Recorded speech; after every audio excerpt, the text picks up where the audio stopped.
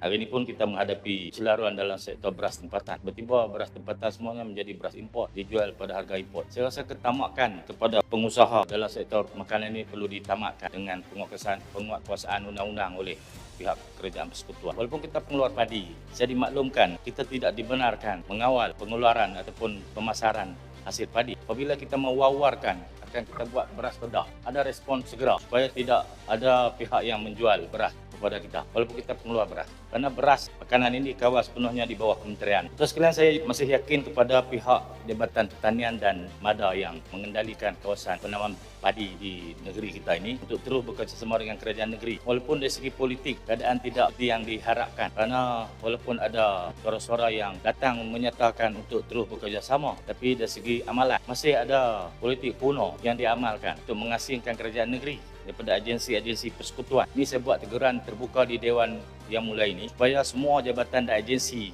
yang berada di Kedah, baik daripada pihak kementerian, untuk menjalinkan kerjasama yang erat dan padu untuk menghadapi cabaran yang akan kita hadapi bersama pada tahun-tahun yang akan datang. Janganlah ada lagi agensi-agensi persekutuan yang dikawal oleh kementerian-kementerian cuba mengasingkan kita dari aktiviti dan tindakan-tindakan yang mereka ambil. Saya bagi contoh MADA di bawah Kementerian Pertanian. Saya faham arahan-arahan lisan yang diterima oleh pihak agensi untuk mengurangkan laporan ataupun kerjasama dengan kerajaan negeri. Tapi saya beri jaminan sebagai kerajaan negeri yang bersikap terbuka dan memahami fungsi dan tanggungjawab kita. Kerajaan negeri sentiasa mengamalkan tangan terbuka dan mengalu-alukan kerjasama daripada agensi sebesar MADA dan Jabatan Pertanian untuk kita pastikan kebimbangan seluruh penduduk dunia tentang bekalan makanan yang semakin meruncing yang berlaku pada waktu ini dapat diatasi. Kedua ialah kita terus beri peruntukan kepada Jabatan Pertanian untuk melaksanakan rancangan yang kita lontarkan, tanaman padi 5 kali 2 tahun. Saya ucap terima kasih kepada Kerajaan Persekutuan yang telah meluluskan projek pembinaan tersier baru Parit Gila dengan peruntukan 3 bilion yang diumumkan oleh Yang Mahmudah Perdana Menteri sewaktu kempen pilihan raya. Sekarang ini telah direalisasikan. Dipahamkan sudah ada pihak yang akan melaksanakan projek tersier itu untuk memastikan bekalan air untuk tanaman padi dapat dilaksanakan sebaik mungkin bagi menjayakan usaha 5 kali 2 tahun. Saya dipahamkan ada peruntukan sampai 5.6 bilion. Saya ucap terima kasih dan kita menghargailah usaha yang telah dilaksanakan oleh Kerajaan Persekutuan.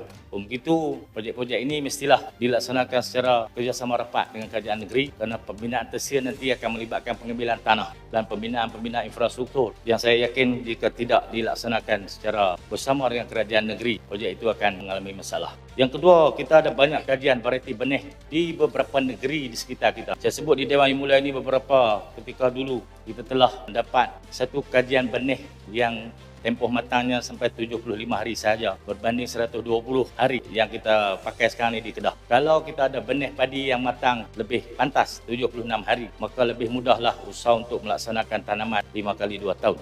Tapi proses membawa masuk kajian varieti yang saya maksudkan tadi mesti diberi kerjasama oleh semua agensi dan jabatan. Jangan ada sekatan-sekatan kerana kita nak melindungi kajian ataupun bekalan benih pihak-pihak yang mengawal kartel padi. Saya sebut banyak kali lah tentang kartel padi ini. Ada orang mengaku lah, ada pun orang tak mengaku tapi dia buat pelan-pelan. Takut dia kesipuan. Saya tak ada masalah. Saya tak berhajat untuk menimbulkan kesipuan kepada siapa-siapa.